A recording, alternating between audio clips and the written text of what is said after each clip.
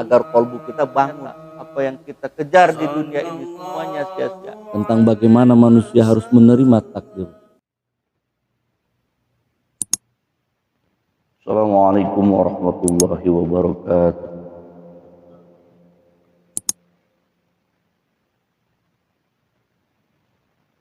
Alhamdulillahi rabbil alamin, ilahil wahidil ma'mud.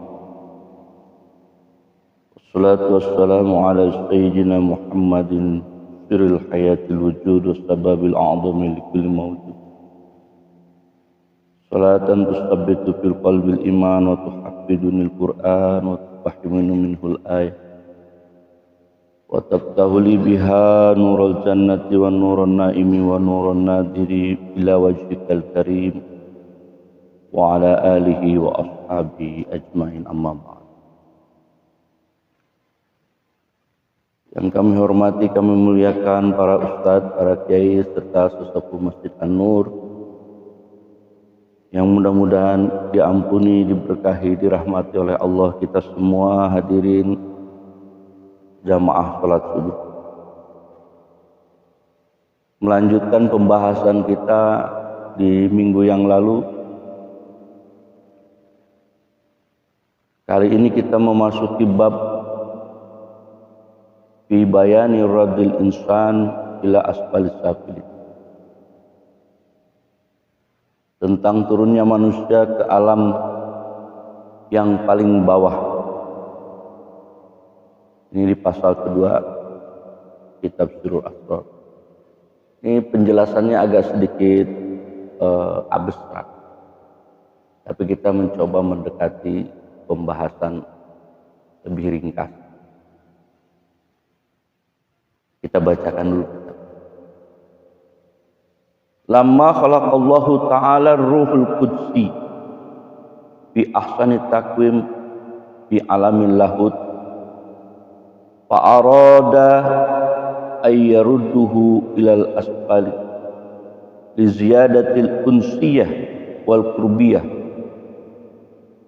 kama qala Allah ta'ala maq'adis sidqin inda malikil muqtadir, surah Al-Qamar ayat 55. Terjemahannya, ketika Allah Subhanahu wa ta'ala menciptakan ruh Al-Qudsi dalam wujud yang terbaik di alam lahut, lalu dia menurunkannya ke alam terendah, itu tidak lain adalah untuk menyempurnakan unsiyah dan qurbiyah kepada Allah Subhanahu wa ta'ala, sebagaimana firman-Nya di maq'adis sidqin inda malikil muqtadir, di tempat yang disenangi di sisi Tuhan yang Maha Kuasa. Perhatikan baik-baik bahwa dalam kitab Sirrul Asrar dijelaskan manusia itu sebelum memasuki jasadnya adalah ruh qudsiyah, ruh yang suci. Di mana diciptakan? Di alamil lahut, di alam lahut. Jadi kalau kita tanya ini, pertanyaan pertama kepada kita semua, kita ini makhluk langit atau makhluk bumi? Langit. Ini jawab langit.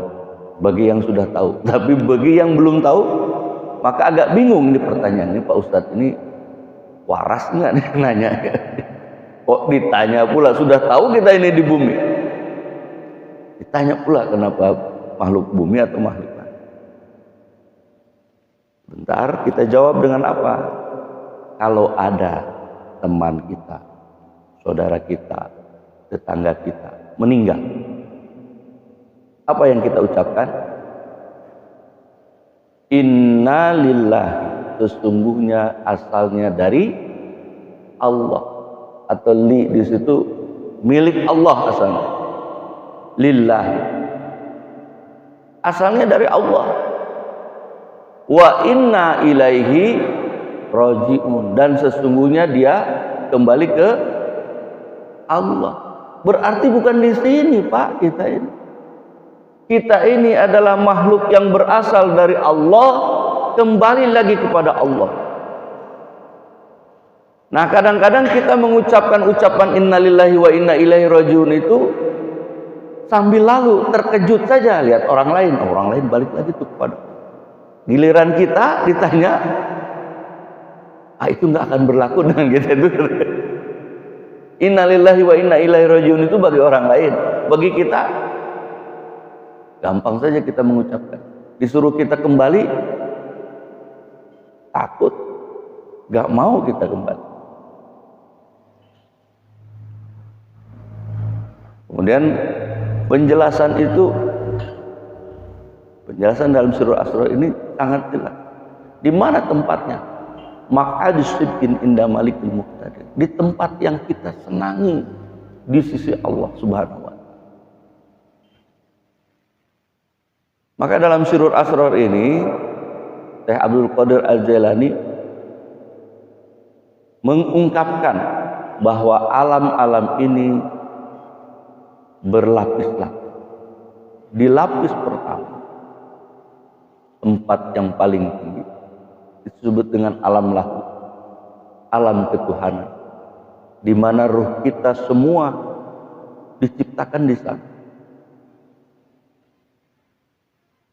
Setelah alam lahut, ada lagi turun kita kemana?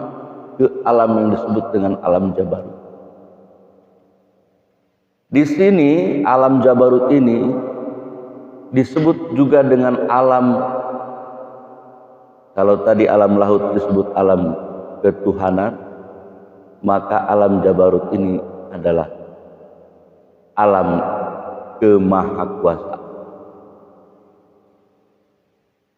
Di alam jabarut, ruh kita itu dibungkus, ruh qudsi itu dibungkus baina alamain, di antara dua alam. Bungkusnya menyebabkan tertutupnya ruh qudsiyah itu.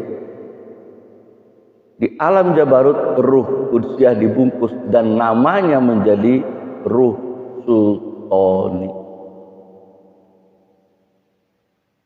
Sultan, kemahakuasaan. Turun lagi dari alam jabarut ke alam apa? Ke alam malakut. Dibungkus lagi ruhaniyah itu, dan bungkusan ruhaniyah di alam malakut itu menyebabkan nama dari ruh kita itu dikenal di alam malakut sebagai ruh rawani. Masuk ke alam mulki, ke alam dunia ini atau alam unsiah ini, manusia, namanya menjadi ruh jismani. Kenapa? Karena bungkusnya adalah jasad.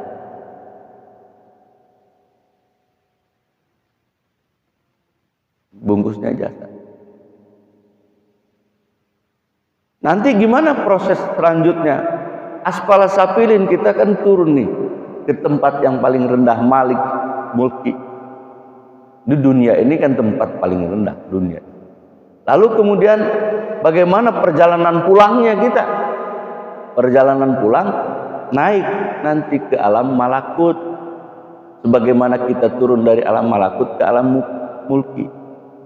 Siapa yang jemput? Para malaikat yang jemput. Saya dulu tidak membaca keseluruhan Al-Quran, sehingga ya sudahlah, meninggal itu innalillahi wa inna ilaihi rajiun lah begitu. Tapi ternyata dalam Al-Quran kita akan melihat nanti para malaikat itu di akhir episode kehidupan kita di alam dunia. Akan kita lihat Pak Bu, malaikat itu akan terbuka alam itu di alam malakut itu. Di dunia ini dibuka nanti alam malakut itu. Maka saya pernah cerita, ketika saya mendampingi ibu saya di rumah sakit, mau wafat karena saya kelelahan, dalam hati saya berkata, dalam hati nggak ngobrol sama ibu saya kan terbaring. Aduh, saya pengen pulang ke rumah, capek. Pengen tidur di rumah karena semalaman nggak tidur. Paginya itu saya bicara begitu dalam hati. Tiba-tiba ibu saya yang sedang terbaring di rumah sakit, terbaring di ranjang, dia bilang, mau pulang ya Ria? Jangan dulu pulang. Tunggu saja malam ini, nggak lama, malam ini kamu tunggu. Terkejut, pucat wajah saya. Kenapa? Karena ini kan tak saya ucapkan. Tiba-tiba beliau langsung menyambut ucapan dalam kolbu itu. Artinya apa? Artinya bagi mereka yang mau melakukan perjalanan meninggalkan alam dunia ini, maka alam itu terbuka. Alam malakut itu terbuka. Ini persiapan buat kita. Jangan dianggap bahwa wah, Pak Ustadz ini bercerita alam ruh ini tidak rasional. Nah, agama ini rasional, akal kita dipakai pada posisi di mana kita waras atau tidak waras aja beragama. Tapi selanjutnya untuk memahami agama ini ada tingkatan yang lebih tinggi dari hanya sekedar akal. Apa itu? Iman. Harus naik kepada tingkat iman. Kalau akal ini baru tumbuh di dunia ini. Al-Quran menggambarkan Allahu akhrajakum min butuni ummahatikum la ta'lamuna syai'an. Begitu engkau keluar akhraja dari alam rahim itu kepada alam dunia, la ta'lamuna syai'an. Enggak punya akal, kamu enggak ngerti apa-apa. Kosong akal kita itu. Pada posisi keluar di alam dunia itu. Baru kemudian dalam proses kehidupan disitulah